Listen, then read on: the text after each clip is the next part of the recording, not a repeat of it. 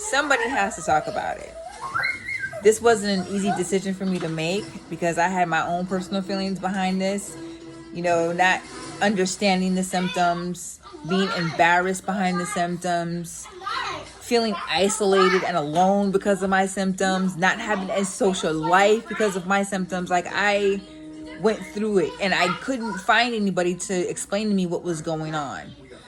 When the doctor in Georgia told me, when I ended up in the hospital, and he told me to eat a bag of chips, that's kind of what set me on fire.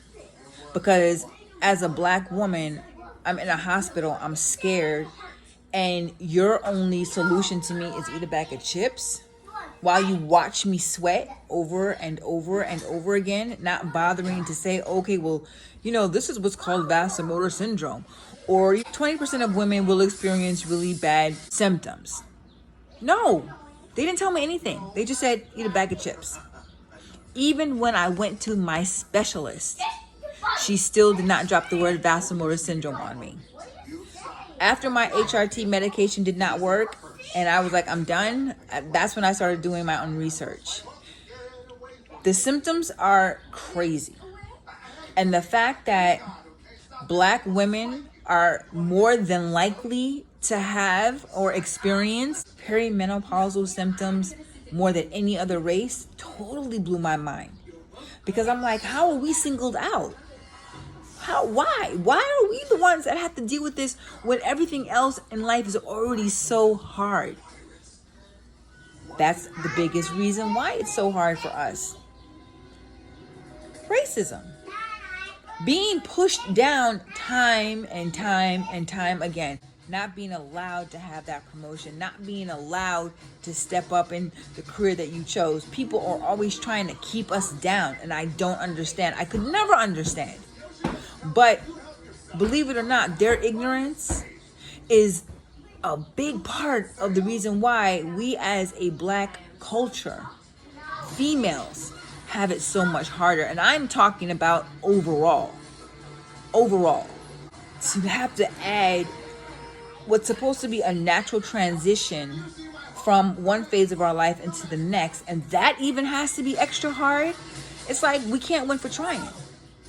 It's like they're trying to break us on some level at some point in our life, in our lifetime. If they can't get you when you're a kid with all the bad food making us obese, then they'll get us when we hit our teens, because that's when they can hit us with all those, oh, you have an irregular period? Let's get on birth control. Oh, you have cysts? Let's get on birth control. Then when that doesn't work, here we go with premenopause. Oh, you have really bad symptoms? Let me give you some medication that I'm sure is going to kill you. It's not going to really work, but I'm going to tell you what's going to work anyway. HRTs. As one of the few Black women out here who are very open about their VMS, the fact that hormone replacement therapy did not work for me.